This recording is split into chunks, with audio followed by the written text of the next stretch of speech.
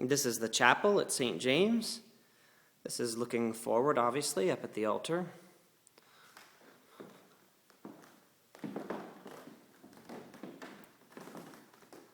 One of the two entrances. The back of the church. Note there's a bell tower up there with a rope that can be pulled. And the other entrance. This one goes out to the parking lot. Notice the light switches there and the light switches here.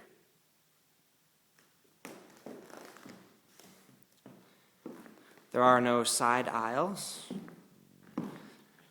Seats about 120 people at the very max.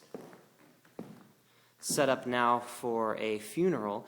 The candle and the table are not always there. This is usually the seat where the celebrant sits. The main pastor, the pulpit, of course, behind. This is where an assistant may sit, and the lectern, where readings are typically done.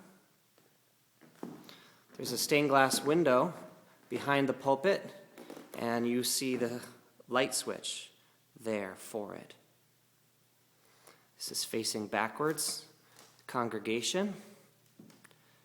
The space has no sound system, but it's not necessary here. Any pastor will be able to speak loudly enough to be heard very well in here. It's acoustically very nice. There are other light switches here. This is a door to the sacristy. If necessary, that door there goes out into the parking lot, and if it's open from the inside, it can be accessed from the outside if you wanted to begin the service by coming in from the side door. The altar, right now it's prepared for communion with the book and the vested chalice and paten. Neither of those will be there if there is no communion for that day.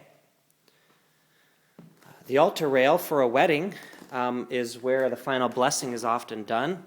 The couple will come down the aisle and do the beginning of the service here, then the readings, come back up for the vows, and then for the final blessing.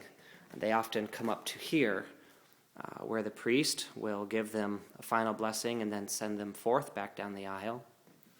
Again, I was saying here are light switches, and they control these lights on the altar and those lights above the pulpit and the lectern.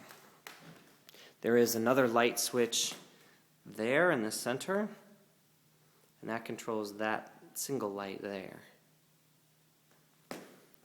You can see here is the space between where the pastor sits and the stairs, and a similar amount of space there for a wedding that can be where the groomsmen and the bridesmaids stand. That is an air vent. If it's very hot or very cold, then air of the opposite temperature will come through there, not usually needed in the spring or in the fall.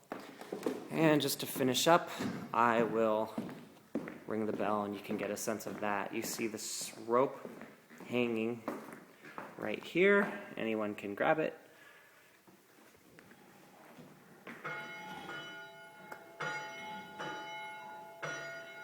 There you go. It's nice to do after a wedding. Finally, this space goes out into the rest of the church. The bride often gets ready in that room there with the couch, and the groom and groomsmen often get ready way on the other side of the church in the library. And these are the doors that a bride and groom will often go out if they're being welcomed and presented and people are throwing whatever people throw, blowing balloons. And this goes right out to the parking lot.